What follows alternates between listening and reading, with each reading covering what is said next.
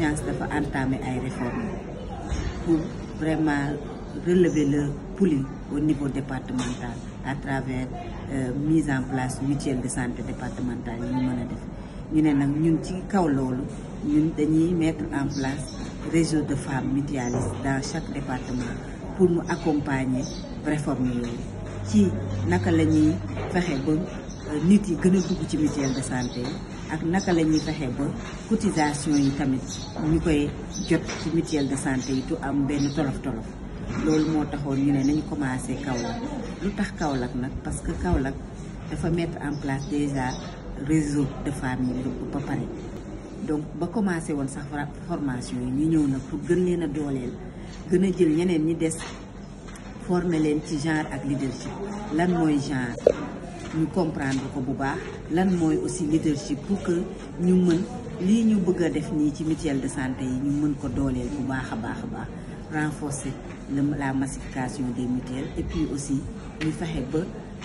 initiative yi nga xam ne ñoo am ci gox-goxaan yi muy calebasse de la CMU muy avec yi ñu ne nan lañ koy lëkkale def micro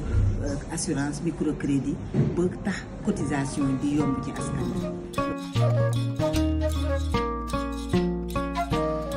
genre nekk problème mu góor ak jigéen ñu naan nii la wala naan mais genre dafa doon ne tey kat gis nañ ne bu ñu xoolee góor ñi xool jigéen ñi dañu naan góor ñi dañoo raw lu bari jigéen ñi li tax ñu raw leen ñu jagle parce que góor mooy jàng góor mooy amee formation góor mooy leneen léegi nag tey dañu ne nañoo wëlbati bul bi mooy fexe ba nga xam ne aussi femmes yooyu dinañ leen jàngal dinañ leen former ba nga xam ne danañ ñeme ba loolu nga xam ne ñoom tamit position boobu ñu war a taxaw position boobu ñu taxaw parce que kat ñun tey bu ñuy xool dañu naan bu ñuy fal jigéen ñi ñooy fal góor ñi lu tax duñu fal suñu bopp kon tey daal vraiment réseau des femmes mutualistes bi nga xam ne dooleel nañ de jigéen ñi taxaw nañ ne bés bu fal di amatee danañ falu waaye duñu fal góor ñi kon loolu rek moo ñu dugal ci ñu fexe ba nga xam ne danañ def lël yi ñuy dooleelee jigéen ñi pour que jigéen ñi egg fa nga xam ne dañ fay nasee ak dañ fay nocc. ma ñëw tey di sàkku si xam-xam ci formation bi nga xam ne moom lañ def si tey muy genre ak leadership ma gis ci sama bopp bu baax parce que lii dafa mel ni tey ñun waa collectivité territoriale yi ñun lañ ko defal parce que dina tax bu baax ñu xam yan taxawaay lañuy gën a mën a taxawee ci mutuelle bi ci biir collectivité territoriale bi ñu nekk jëlee nañ fi xam-xam boo xam ne dinañ ko mën a partager ak suñu moroomi jigéen yi nga xam ne ñoo nekk ci commune ba dinañ ko mën a partager ak tamit suñu moroomi jigéen yi nga xam ne bii ñoo ŋànk mutuelle de santé bi danañ xam ni ñuy demee ci population bi waxtaan ak ñoom ci côté mutuelle de santé sensibilisation ci côté genre jigéen ak góor xam nañ bu baax lan mooy njëriñu genre ci diggante jigéen ak góor ak un bon leadership nan lañ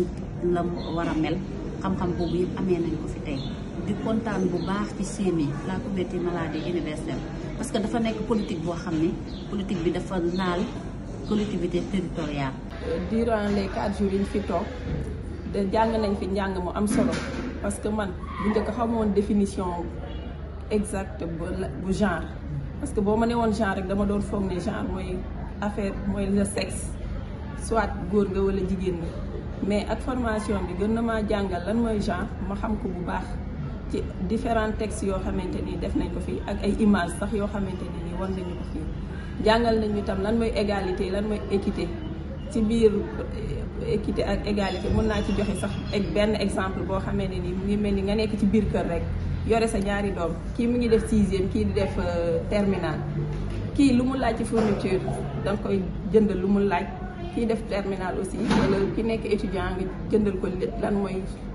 li mu soxla ci fourniture gën nañoo jàngal yaatu parce que ñun comme ay gestionnaire de mutuelle de santé lañ ay différentes personnes di ñëw ci ñun dafa laaj ñu am dal ak yëg-yëg ci nit ñi nit ki lu mu mënti mel bu ñëwee ci yow war nga ko mën a déglu toppatoo ko ba fajal ko ay soxlaam